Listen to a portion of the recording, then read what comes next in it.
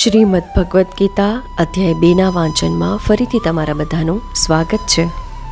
જીવનમાં બધા પ્રશ્નોનો જવાબ કદાચ આપણી પાસે નથી હોતો, પરંતુ ગીતામાં જીવનને સમજવાનો માર્ગ જરૂરથી મળે છે.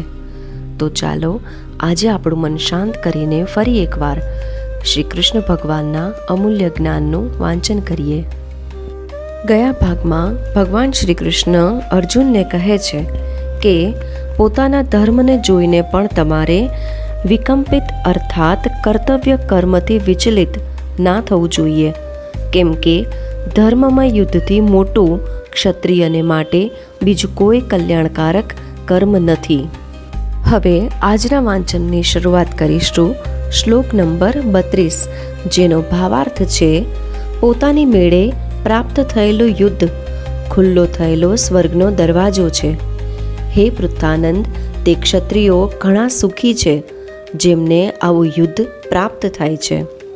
ટીકા: પાંડવો સાથે જુગાર રમવામાં દુર્યોધને શરત રાખી હતી કે જો આમાં આપ હારી જશો તો આપને 12 વર્ષનો વનવાસ અને 1 વર્ષનો અજ્ઞાતવાસ ભોગવવો પડશે. 13મા વર્ષ પછી આપને આપનું રાજ્ય મળી જશે. પરંતુ અજ્ઞાતવાસમાં જો અમે લોકો આપ લોકોને ખોડી કાઢીએ તો આપ લોકોને બીજી વાર 12 વર્ષનો વનવાસ ભોગવવો પડશે. જુગારમાં હારી જવાની શરત પ્રમાણે પાંડવોએ 12 વર્ષનો વનવાસ અને 1 વર્ષનો અજ્ઞાતવાસ ભોગવી લીધો. ત્યાર પછી જ્યારે એમણે પોતાનું રાજ્ય માંગ્યું ત્યારે દુર્યોધને કહ્યું કે હું યુદ્ધ કર્યા વિના 100ની અણી જેટલી જમીન પણ નહીં આપું. દુર્યોધનના એમ કહ્યા છતાં પણ પાંડવો તરફથી વારંવાર સંધિનો પ્રસ્તાવ રાખવામાં આવ્યો, પરંતુ દુર્યોધને પાંડવો સાથે સંધિ સ્વીકારી નહીં. એટલા માટે ભગવાન અર્જુનને કહે છે કે આ યુદ્ધ તમને લોકોને પોતાની મેળે પ્રાપ્ત થયું છે. પોતાની મેળે પ્રાપ્ત થયેલા ધર્મમય યુદ્ધમાં જે ક્ષત્રિય શૂરવીરતાથી લડતા લડતા મરે છે એને માટે સ્વર્ગનો દરવાજો ખુલ્લો રહે છે. આવું ધર્મમય યુદ્ધ જેમને પ્રાપ્ત થયું છે તે ક્ષત્રિયો ઘણા સુખી છે. અહીં સુખી હોવાનું તાત્પર્ય એ છે કે પોતાના કર્તવ્યનું પાલન કરવામાં જે સુખ છે તે સુખ સાંસારિક ભોગોને ભોગવવામાં નથી. સાંસારિક ભોગોનું સુખ તો પશુ પક્ષીઓને પણ મળે છે. માટે જેમને કર્તવ્ય પાલનનો અવસર પ્રાપ્ત થયો છે તેમને મોટા ભાગ્યશાળી માનવા જોઈએ. સંબંધ: યુદ્ધ નહીં કરવાથી કઈ હાનિ થાય છે તેનું આગળના 4 શ્લોકોમાં વર્ણન કરે છે. શ્લોક નંબર 33. હવે જો તો આ ધર્મમય યુદ્ધ નહીં કરે તો પોતાના ધર્મ અને કીર્તિનો ત્યાગ કરીને પાપને પ્રાપ્ત થશે. અહીં ભગવાન કહે છે કે જો કે તું યુદ્ધ કર્યા વિના રહી નહીં શકે. પોતાના ક્ષાત્ર સ્વભાવને પરવશ થયેલો તું યુદ્ધ કરશે જ, તો પણ જો એવું માની લે કે તું યુદ્ધ નહીં કરે તો તારા ક્ષાત્ર ધર્મનો ત્યાગ થઈ જશે. ક્ષાત્ર ધર્મનો ત્યાગ થવાથી તને પાપ લાગશે અને તારી કીર્તિનો પણ નાશ થશે. આપોઆપ પ્રાપ્ત થયેલા ધર્મરૂપી કર્તવ્યનો ત્યાગ કરીને તું શું કરશે? પોતાના ધર્મનો ત્યાગ કરવાથી તારે પરધર્મનો સ્વીકાર કરવો પડશે, જેથી તને પાપ લાગશે. યુદ્ધનો ત્યાગ કરવાથી બીજા લોકો એવું માનશે કે અર્જુન જેવો શૂરવીર પણ મરવાથી ભયભીત થઈ ગયો. આનાથી તારી કીર્તિનો નાશ થશે. શ્લોક નંબર 34માં ભગવાન કહે છે કે બધા પ્રાણીઓ પર તારી સદા રહેવાવાળી અપકીર્તિનું કથન કરશે. તે અપકીર્તિ સન્માનિત મનુષ્યને માટે મૃત્યુ કરતાં પણ વધારે દુઃખદાયી હોય છે. મનુષ્ય, દેવતા, યક્ષ, રાક્ષસ વગેરે જે પ્રાણીઓનો તારી સાથે સંબંધ નથી, અર્થાત જેમની તારી સાથે નથી મિત્રતા અને નથી શત્રુતા, એવા સાધારણ પ્રાણીઓ પર તારી અપકીર્તિ અને અપયશનું કથન કરશે. કે જુઓ, અર્જુન કેવો ભીરુ હતો કે જે પોતાના ક્ષાત્ર ધર્મથી વિમુખ થઈ ગયો. તે કેટલો શૂરવીર હતો, પણ યુદ્ધના પ્રસંગે તેની કાયરતા પ્રગટ થઈ ગઈ કે જેની બીજાઓને જાણ જ ન હતી, વગેરે વગેરે. તે કહેવાનો ભાવ એ છે કે સ્વર્ગ, મૃત્યુ અને પાતાળ લોકમાં પણ જેની ધાક જામેલી છે એવા તારી અપકીર્તિ થશે. અને અવ્યવ્યામ કહેવાનું તાત્પર્ય એ છે કે જે માણસ શ્રેષ્ઠતાને લીધે જેટલો વધારે પ્રસિદ્ધ હોય છે તેની કીર્તિ અને અપકીર્તિ પણ એટલી જ વધારે સ્થાયી રહેવાવાળી હોય છે. આ શ્લોકના પૂર્વાર્ધમાં ભગવાને સાધારણ પ્રાણીઓ દ્વારા અર્જુનની નિંદા કરવાની વાત બતાવી છે. શ્લોકના ઉત્તરાર્ધમાં બધાને માટે લાગુ થવાવાળી સામાન્ય વાત કહે છે. સંસારની દ્રષ્ટિએ જે શ્રેષ્ઠ માનવામાં આવે છે, જેને લોકો ઘણી ઊંચી દ્રષ્ટિએ જુએ છે, એવા મનુષ્યની જ્યારે અપકીર્તિ થાય છે ત્યારે એ અપકીર્તિ તેને માટે મરણથી પણ વધારે ભયંકર દુઃખદાયી બને છે. કારણ કે મરવામાં તો આયુષ્ય સમાપ્ત થયું છે, તેણે કોઈ અપરાધ તો કર્યો નથી, પરંતુ અપકીર્તિ થવામાં તો તે પોતે ધર્મ મર્યાદાથી અને કર્તવ્યથી ચ્યુત થયો છે. તાત્પર્ય એ છે કે લોકોમાં શ્રેષ્ઠ મનાવાવાળો મનુષ્ય જો પોતાના કર્તવ્યથી ચ્યુત થાય તો તેનો ભયંકર અપયશ થાય છે.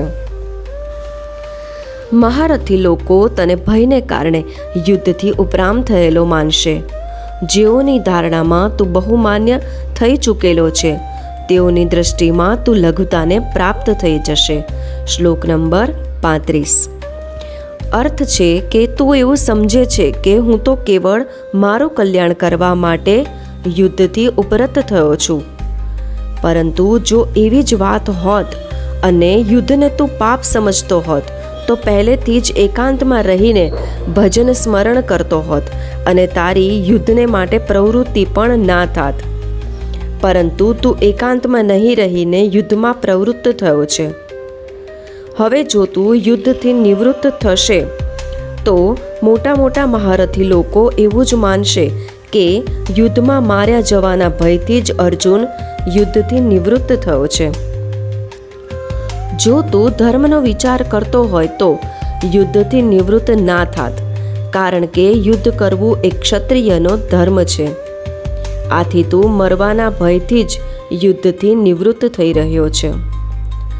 ભીષ્મ, દ્રોણાચાર્ય, કૃપાચાર્ય, શલ્ય વગેરે જેઓ મોટા મોટા મહારથીઓ છે, તેઓની દ્રષ્ટિમાં તું બહુમાન્ય થઈ ચૂક્યો છે. અર્થાત એમના મનમાં આ એક વિશ્વાસ છે કે યુદ્ધ કરવામાં નામાંકિત શૂરવીર તો અર્જુન જ છે. તું યુદ્ધમાં અનેક દૈત્યો, દેવતાઓ, ગંધર્વો વગેરેને હરાવી ચૂક્યો છે. જો હવે તું યુદ્ધથી નિવૃત્ત થઈ જશે તો તે મહારથીઓની સામે તું લઘુતા એટલે કે તુચ્છતાને પ્રાપ્ત થઈ જશે. અર્થાત તેઓની દ્રષ્ટિમાં તું હલકો પડી જશે. શ્લોક નંબર 36 જોઈએ. તારા શત્રુઓ તારા સામર્થ્યની નિંદા કરતા રહી ન કહેવા યોગ્ય ઘણાય વચનો કહેશે. એનાથી વધારે બીજા દુઃખની વાત કઈ હશે? તારા જે દુર્યોધન, દુશાસન, કર્ણ વગેરે શત્રુઓ છે, તારા તરફથી વેર નહીં રાખવા છતાં પણ તેઓ જાતે તારી સાથે વેર રાખીને તારું અહિત કરવાવાળા છે. તેઓ તારા સામર્થ્યને જાણે છે કે આ ઘણો મોટો શૂરવીર છે. એવું જાણવા હોવા છતાં પણ તેઓ તારા સામર્થ્યની નિંદા કરશે કે આ તો હિજડો છે, જુઓ તે યુદ્ધના પ્રસંગે થઈ ગયો ને અલગ. એ શું અમારી સામે ટકી શકે છે? શું એ અમારી સાથે યુદ્ધ કરી શકે છે?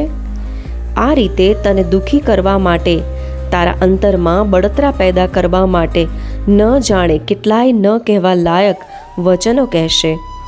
તેઓના વચનોને તું કેવી રીતે સહી શકશે? આનાથી મોટું અત્યંત ભયંકર દુઃખ કયું હશે? કારણ કે એવું જોવામાં આવે છે કે જેવી રીતે મનુષ્ય તુચ્છ માણસો દ્વારા તિરસ્કૃત થાય ત્યારે પોતાનો તિરસ્કાર સહી નથી શકતો અને પોતાની યોગ્યતાથી, પોતાની શૂરવીરતાથી વધારે કામ કરીને મરી ફીટે છે. એવી જ રીતે જ્યારે શત્રુઓ દ્વારા તારો સર્વથા અનુચિત તિરસ્કાર થઈ જશે ત્યારે એને તું સહી નહીં શકે અને જુસ્સામાં આવીને યુદ્ધ માટે કૂદી પડશે. તારાથી યુદ્ધ કર્યા વિના રહ્યું નહીં જાય. હમણાં તો તું યુદ્ધથી ઉપરત થઈ રહ્યો છે, પણ જ્યારે તું સમય આવીએ યુદ્ધને માટે કૂદી પડશે ત્યારે તારી કેટલી નિંદા થશે. તે નિંદાને તું કેવી રીતે સહન કરી શકશે? સંબંધ પાછળના 4 શ્લોકોમાં યુદ્ધ નહીં કરવાથી થતી હાનિ બતાવીને હવે ભગવાન આગળના 2 શ્લોકમાં યુદ્ધ કરવાથી થનારા લાભ બતાવે છે. શ્લોક નંબર 37નો ભાવાર્થ જોઈશું. જો તું યુદ્ધમાં માર્યો જશે તો તને સ્વર્ગની પ્રાપ્તિ થશે, અને જો યુદ્ધમાં તું જીતી જશે તો પૃથ્વીનું રાજ્ય ભોગવશે. આથી હે કુંતી નંદન, તું યુદ્ધને માટે નિશ્ચિત કરીને ઊભો થઈ જા.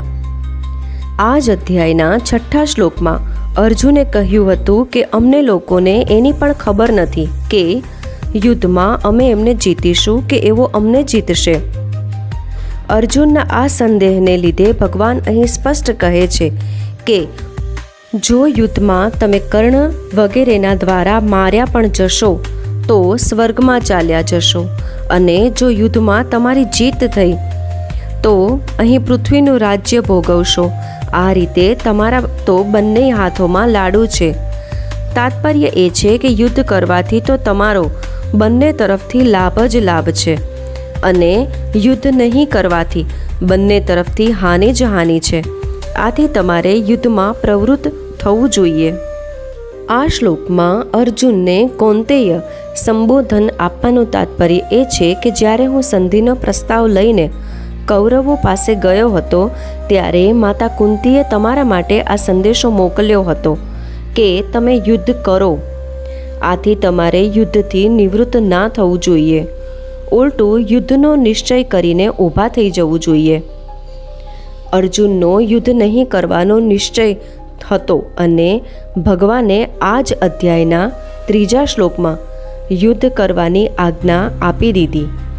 એનાથી અર્જુનના મનમાં સંદેહ થયો કે યુદ્ધ કરવું એ સારું છે કે ન કરવું એ સારું છે.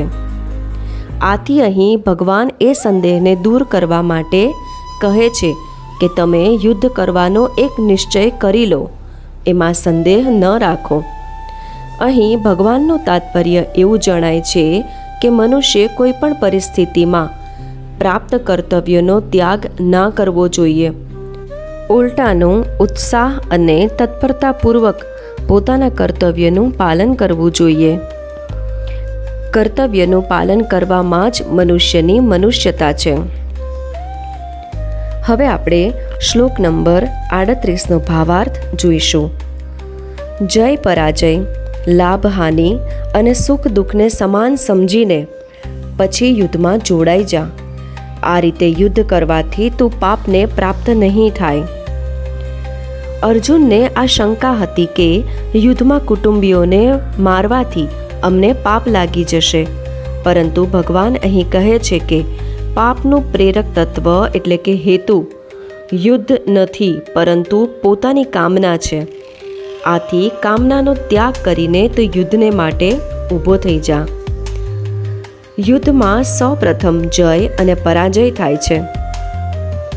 જય પરાજયનું પરિણામ હોય છે લાભ અને હાનિ, તથા લાભ હાનિનું પરિણામ હોય છે સુખ અને દુઃખ.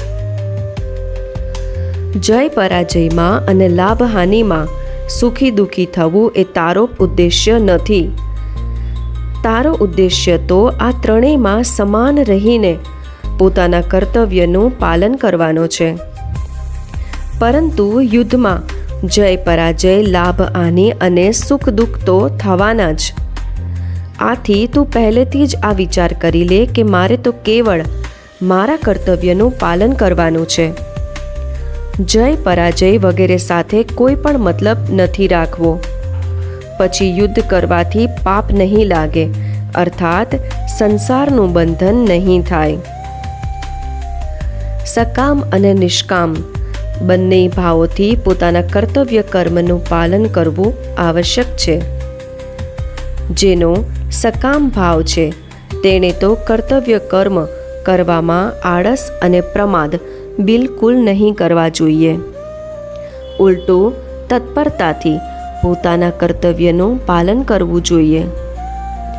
જેનો નિષ્કામ ભાવ છે, જે પોતાનું કલ્યાણ ઈચ્છે છે, તેણે પર તત્પરતાપૂર્વક પોતાના કર્તવ્યનું પાલન કરવું જોઈએ. સુખ આવે ત્યારે સારું લાગે છે અને જાય ત્યારે ખરાબ લાગે છે, તથા દુઃખ આવે ત્યારે ખરાબ લાગે છે અને જાય ત્યારે સારું લાગે છે. આથી એમાં કોણ સારું છે અને કોણ ખરાબ, અર્થાત બંને સમાન છે અને બરાબર છે. આ રીતે સુખ દુઃખમાં સમબુદ્ધિ રાખતા રહીને તારે પોતાના કર્તવ્યનું પાલન કરવું જોઈએ. તારી કોઈ પણ કર્મમાં સુખના લોભથી પ્રવૃત્તિ ન હો અને દુઃખના ભયથી નિવૃત્તિ ન હો. કર્મોમાં તારી પ્રવૃત્તિ અને નિવૃત્તિ શાસ્ત્ર અનુસાર જ હો. પાપ શબ્દ પાપ અને પુણ્ય બંનેનો વાચક છે, જેનું ફળ છે સ્વર્ગ અને નર્કની પ્રાપ્તિરૂપી બંધન, જેનાથી મનુષ્ય પોતાના કલ્યાણથી વંચિત રહી જાય છે અને વારંવાર જન્મતો મરતો રહે છે. ભગવાન કહે છે કે હે અર્જુન, સમતામાં સ્થિર રહીને યુદ્ધરૂપી કર્તવ્ય કર્મ કરવાથી તને પાપ અને પુણ્ય બંને નહીં બાંધે. હવે આપણે જોઈશું પ્રકરણ સંબંધી વિશેષ વાત. એમાં જણાવે છે કે ભગવાને 31મા શ્લોકથી 38મા શ્લોક સુધીના 8 શ્લોકોમાં કેટલાક વિચિત્ર ભાવો પ્રગટ કર્યા છે. જેવા કે કોઈએ વ્યાખ્યાન આપવાનું હોય અને કોઈ વિષયને સમજાવવો હોય તો ભગવાન આ 8 શ્લોકોમાં એની કળા બતાવે છે. જેમ કે કર્તવ્ય કર્મ કરવું અને અકર્તવ્ય કર્મ નહીં કરવું. એવા વિધિ નિષેધના વ્યાખ્યાન આપવા હોય તો એમાં પહેલા વિધિનું, વચમાં નિષેધનું અને અંતે ફરીથી વિધિનું વર્ણન કરીને વ્યાખ્યાન સમાપ્ત કરવું જોઈએ. ભગવાને પણ અહીં પહેલા 31માં 32માં 2 શ્લોકમાં કર્તવ્ય કર્મ કરવાના લાભનું વર્ણન કર્યું. પછી વચ્ચે 33થી 36માં સુધીના 4 શ્લોકોમાં કર્તવ્ય કર્મ નહીં કરવાથી થતા નુકસાનનું વર્ણન કર્યું અને અંતમાં 37માં 38માં 2 શ્લોકમાં કર્તવ્ય કર્મ કરવાથી થતા લાભનું વર્ણન કરીને કર્તવ્ય કર્મ કરવાની આજ્ઞા આપી. પહેલા અધ્યાયમાં અર્જુને પોતાની દ્રષ્ટિથી જે દલીલો કરી હતી એમનું ભગવાને આ 8 શ્લોકોમાં સમાધાન કર્યું છે. જેમ કે અર્જુન કહે છે, હું યુદ્ધ કરવામાં કલ્યાણ નથી જોતો, તો ભગવાન કહે છે, ક્ષત્રિયને માટે ધર્મમય યુદ્ધથી વધારે મોટું બીજું કોઈ કલ્યાણનું સાધન નથી. પછી અર્જુન કહે છે, યુદ્ધ કરીને અમે સુખી કેવી રીતે થઈશું? તો ભગવાન કહે છે કે જે ક્ષત્રિયોને આવું યુદ્ધ મળી જાય છે તે જ ક્ષત્રિયો સુખી થાય છે. ત્યારબાદ અર્જુન કહે છે કે યુદ્ધના પરિણામમાં નર્કની પ્રાપ્તિ થશે. તો ભગવાન કહે છે કે યુદ્ધ કરવાથી સ્વર્ગની પ્રાપ્તિ થશે. ત્યારબાદ અર્જુન કહે છે યુદ્ધ કરવાથી પાપ લાગશે. તો ભગવાન કહે છે કે યુદ્ધ નહીં કરવાથી પાપ લાગશે. અર્જુન કહે છે યુદ્ધ કરવાથી પરિણામમાં ધર્મનો નાશ થશે. તો ભગવાન કહે છે યુદ્ધ નહીં કરવાથી ધર્મનો નાશ થશે. અર્જુનનો એવો આગ્રહ હતો કે યુદ્ધ રૂપી ઘોર કર્મને છોડીને ભિક્ષાથી નિર્વાહ કરવો મારા માટે શ્રેયસ્કર છે. તો એમને ભગવાને યુદ્ધ કરવાની આજ્ઞા આપી અને ઉદ્ધવજીના મનમાં ભગવાનની સાથે રહેવાની ઈચ્છા હતી. તો એમને ભગવાને ઉત્તરાખંડમાં જઈને તપ કરવાની આજ્ઞા આપી. આનું તાત્પર્ય એ થયું કે પોતાના મનનો આગ્રહ છોડ્યા વિના કલ્યાણ નથી થતું. તે આગ્રહ ગમે તે રીતનો હોય પણ તે ઉદ્ધાર નથી થવા દેતો. પૂર્વ શ્લોકમાં ભગવાને જે સમતાની વાત કહી છે તેને આગળના 2 શ્લોકોમાં સાંભળવા માટે આજ્ઞા આપતા તેના મહિમાનું વર્ણન કરે છે. શ્લોક નંબર 39, એનો ભાવાર્થ આપણે જોઈશું કે હે પાર્થ, આ સમબુદ્ધિ પહેલાં સાંખ્ય યોગમાં કહેવાઈ ગઈ. હવે તું એને કર્મયોગના વિષયમાં સાંભળ અને જે સમબુદ્ધિથી યુક્ત થયેલો તું કર્મબંધનનો ત્યાગ કરી દેશે. દેહીનો ઠીક વિવેક થયા પછી સમતામાં પોતાની સ્વતઃ સિદ્ધ સ્થિતિનો અનુભવ થઈ જાય છે. કારણ કે દેહમાં રાગ રહેવાથી જ વિષમતા આવે છે. આ રીતે સંખ્ય યોગમાં તો સમબુદ્ધિનું વર્ણન થઈ ચૂક્યું છે. હવે આ જ સમબુદ્ધિને તું કર્મયોગના વિષયમાં સાંભળ. અહીં કહેવાનું તાત્પર્ય એ છે કે હવે આ સમબુદ્ધિને કર્મના વિષયમાં કહેવાની છે કે આ સમબુદ્ધિ કર્મયોગમાં કેવી રીતે પ્રાપ્ત જાય છે, એનું સ્વરૂપ કેવું છે, એનો મહિમા કેવો છે. આ વાતોને માટે ભગવાને આ બુદ્ધિને યોગના વિષયમાં સાંભળવા માટે કહ્યું છે. અર્જુનના મનમાં યુદ્ધ કરવાથી પાપ લાગવાની સંભાવના હતી, પરંતુ ભગવાનને મતે કર્મોના વિષમ બુદ્ધિ એટલે કે રાગ દ્વેષ હોવાથી જ પાપ લાગે છે. સમબુદ્ધિ હોવાથી પાપ લાગતું જ નથી. જેવી રીતે સંસારમાં પાપ અને પુણ્યની અનેક ક્રિયાઓ થતી રહે છે, પણ તેઓથી આપણને પાપ પુણ્ય નથી લાગતા, કેમ કે તેઓમાં આપણી સમબુદ્ધિ રહે છે. અર્થાત તેઓમાં આપણો કોઈ પક્ષપાત, આગ્રહ કે રાગ દ્વેષ નથી રહેતા. એવી જ રીતે તું સમબુદ્ધિને યુક્ત રહેશે તો તને પણ આ કર્મો બંધનકારક નહીં થાય. આ જ અધ્યાયના 7મા શ્લોકમાં અર્જુને પોતાના કલ્યાણની વાત પૂછી હતી.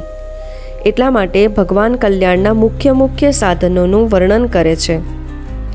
પહેલાં ભગવાને સાંખ્ય યોગનું સાધન બતાવીને કર્તવ્ય કર્મ કરવા ઉપર ઘણો ભાર આપ્યો કે ક્ષત્રિયને માટે ધર્મરૂપી યુદ્ધ સૌથી મોટું શ્રેયનું બીજું કોઈ સાધન નથી. પછી કહ્યું કે સમબુદ્ધિથી યુદ્ધ કરવામાં આવે તો પાપ નથી લાગતું. હવે એ જ સમબુદ્ધિને કર્મયોગના વિષયમાં કહે છે. લોક સંગ્રહને માટે કર્મ કરવાથી અર્થાત નિસ્વાર્થ ભાવથી લોક મર્યાદા સુરક્ષિત રાખવાને માટે લોકોને ઉન્માર્ગથી હટાવીને સન્માર્ગમાં લગાડવાને માટે કર્મ કરવાથી ક્ષમતાની પ્રાપ્તિ સુગમતાથી થઈ જાય છે. સમતાની પ્રાપ્તિ થવાથી કર્મયોગી કર્મબંધનથી સુગમતાપૂર્વક છૂટી જાય છે. હવે આપણે જોઈશું શ્લોક નંબર 40નો ભાવાર્થ. મનુષ્ય લોકમાં આ સમબુદ્ધિ રૂપી ધર્મના આરંભનો નાશ નથી થતો, એના અનુષ્ઠાનનું ઉલટું ફળ પણ નથી થતું, અને એનું થોડું પણ અનુષ્ઠાન એટલે કે જન્મ મરણ રૂપી મોટા ભયથી રક્ષણ કરી લે છે. આ સમબુદ્ધિનો મહિમા જણાવતા ભગવાન કહે છે કે એના દ્વારા મનુષ્ય કર્મ બંધનથી મુક્ત થઈ જાય છે. એના આરંભનો નાશ નથી થતો, એનું ઉલટું ફળ પણ નથી થતું, અને એનું થોડુંક પણ અનુષ્ઠાન મોટા ભયથી રક્ષણ કરવાવાળું થાય છે. આ સમબુદ્ધિનો કેવળ આરંભ જ થઈ જાય છે, તો તે આરંભનો પણ નાશ નથી થતો. મનમાં સમતા પ્રાપ્ત કરવાની જે લાલસા અને ઉત્કંઠા જાગી છે એ જ એ સમતાનો આરંભ થવો છે. આ આરંભનો કદી અભાવ નથી હોતો, કેમ કે સત્ય વસ્તુની લાલસા પણ સત્ય જ હોય છે. અહીં કહેવાનું તાત્પર્ય એ છે કે આ મનુષ્ય લોકમાં આ મનુષ્ય જ આ સમબુદ્ધિને પ્રાપ્ત કરવાનો અધિકારી છે. મનુષ્ય સિવાય બીજી કોઈ ભોગ યોનિઓ છે.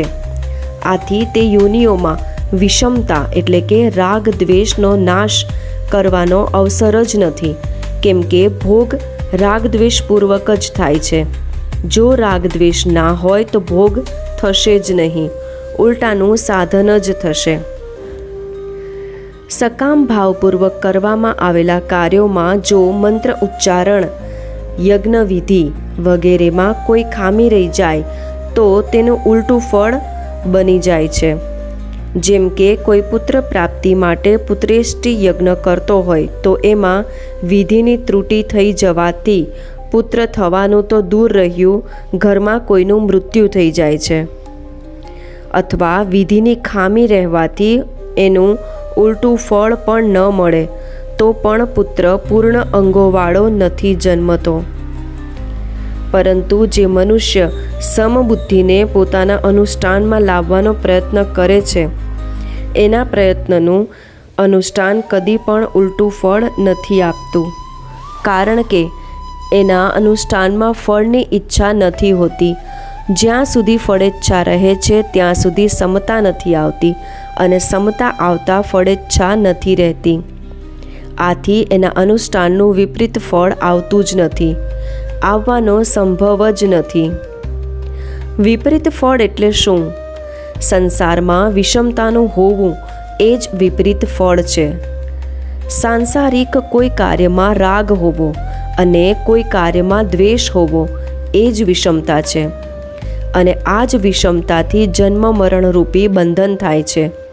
પરંતુ મનુષ્યમાં જ્યારે સમતા આવે છે ત્યારે રાગ દ્વેષ નથી રહેતા અને રાગ દ્વેષના નહીં રહેવાથી વિષમતા નથી રહેતી. તો પછી તેનું વિપરીત ફળ આવવાનું કોઈ કારણ જ નથી રહેતું. આ સમબુદ્ધિરૂપી ધર્મનું થોડુંક પણ અનુષ્ઠાન થઈ જાય, થોડીક પણ સમતા જીવનમાં કે આચરણમાં આવી જાય તો મનુષ્ય આ જન્મ મરણ રૂપી મોટા ભયથી રક્ષણ કરી લે છે. જેવી રીતે સકામ કર્મ ફળ આપીને નષ્ટ થઈ જાય છે, એવી રીતે આ સમતા ધન સંપત્તિ વગેરે કોઈ ફળ આપીને નષ્ટ નથી થતી. અર્થાત એનું ફળ નાશવાન ધન સંપત્તિ વગેરેની પ્રાપ્તિમાં નથી હોતું. સાધકના અંતઃકરણમાં અનુકૂળ પ્રતિકૂળ વસ્તુ, વ્યક્તિ, ઘટના, પરિસ્થિતિ વગેરેમાં જેટલી સમતા આવી જાય છે તેટલી સમતા અટલ બની જાય છે. આ સમતાનો કોઈ પણ કાળમાં નાશ નથી થઈ શકતો.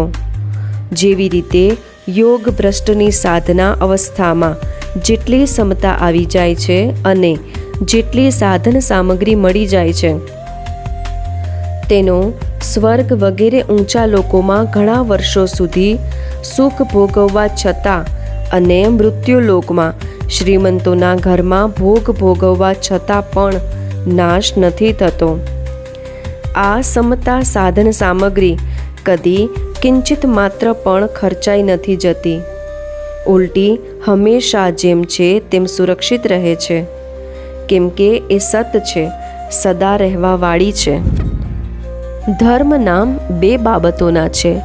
એક દાન કરવું, પરબ માંડવી, અન્ન ક્ષેત્ર ખોલવું વગેરે પરોપકારના કાર્યો કરવા, અને બીજું વર્ણાશ્રમ પ્રમાણે શાસ્ત્રોમાં જણાવેલા પોતાના કર્તવ્ય કર્મોનું તત્પરતાથી પાલન કરવું. આ ધર્મોનું નિષ્કામ ભાવપૂર્વક પાલન કરવાથી સમતારૂપી ધર્મ આપોઆપ આવી જાય છે. કેમ કે આ સમતારૂપી ધર્મ પોતાનો ધર્મ અર્થાત સ્વરૂપ છે. આ વાતને લીધે અહીં સમબુદ્ધિને ધર્મ કહેવામાં આવી છે. સમતા સંબંધી વિશેષ વાત જોઈએ તો લોકોના હૈયામાં ઘણું કરીને આ વાત બેઠેલી છે કે મન લાગવાથી જ ભજન સ્મરણ થાય છે. મન ન લાગે તો રામ રામ કરવાથી શું લાભ? પરંતુ ગીતાની દૃષ્ટિએ મન લાગવું એ કોઈ ઊંચી ચીજ નથી. ગીતાની દૃષ્ટિએ ઊંચી ચીજ છે સમતા. બીજા લક્ષણો આવે યા ન આવે, જેનામાં સમતા આવી ગઈ એને ગીતા સિદ્ધ કહી દે છે. જેનામાં બીજા લક્ષણો આવી જાય અને સમતા ન આવે તેને ગીતા સિદ્ધ નથી કહેતી. સમતા બે પ્રકારની હોય છે, અંતઃકરણની સમતા અને સ્વરૂપની સમતા. સમરૂપ પરમાત્મા બધી જગ્યાએ પરિપૂર્ણ છે. એ સમરૂપ પરમાત્મામાં જે સ્થિર થઈ જાય છે તેને સમગ્ર સંસાર ઉપર વિજય પ્રાપ્ત કરી લીધો. તે જીવન મુક્ત થઈ ગયો પરંતુ તેની ઓળખાણ અંતઃકરણની ક્ષમતાથી થાય છે. અંતઃકરણની ક્ષમતા છે સિદ્ધિ અસિદ્ધિમાં સમ રહેવું. પ્રશંસા થઈ જાય અથવા નિંદા થઈ જાય, કાર્ય સફળ થઈ જાય અથવા અસફળ થઈ જાય, લાખો રૂપિયા આવી જાય અથવા લાખો રૂપિયા ચાલ્યા જાય, પરંતુ એનાથી અંતઃકરણમાં કોઈ હલચલ ના થાય. સુખ દુઃખ, હર્ષ શોક વગેરે થાય, આ ક્ષમતાનો કદી નાશ નથી થતો. કલ્યાણ સિવાય આ ક્ષમતાનું બીજું કોઈ ફળ હોતું જ નથી. મનુષ્ય તપ, દાન, તીર્થ, વ્રત વગેરે કોઈ પણ પુણ્ય કર્મ કરે તે ફળ આપીને નાશ પામે છે. પરંતુ સાધન કરતાં કરતાં અંતઃકરણમાં થોડી પણ સમતા એટલે કે નિર્વિકારતા આવી જાય તો તે નષ્ટ નથી થતી, ઉલટાનું કલ્યાણ કરી દે છે. માટે સાધનમાં સમતા જેટલી ઊંચી ચીજ છે, મનની એકાગ્રતા એટલી ઊંચી ચીજ નથી. મન એકાગ્ર થવાથી સિદ્ધિઓ તો પ્રાપ્ત થઈ જાય છે, પરંતુ કલ્યાણ નથી થતું. પરંતુ સમતા આવવાથી મનુષ્ય સંસાર બંધનથી સુખપૂર્વક મુક્ત થઈ જાય છે. આપણું આજનું ગીતા વાંચન અહીં સમાપ્ત કરીએ છીએ. આગળના વાંચનમાં આપણે જોઈશું કે ભગવાને જે સમબુદ્ધિને યોગના વિષયમાં સાંભળવા માટે કહ્યું હતું, તે જ સમબુદ્ધિને પ્રાપ્ત કરવાનું સાધન શું હશે.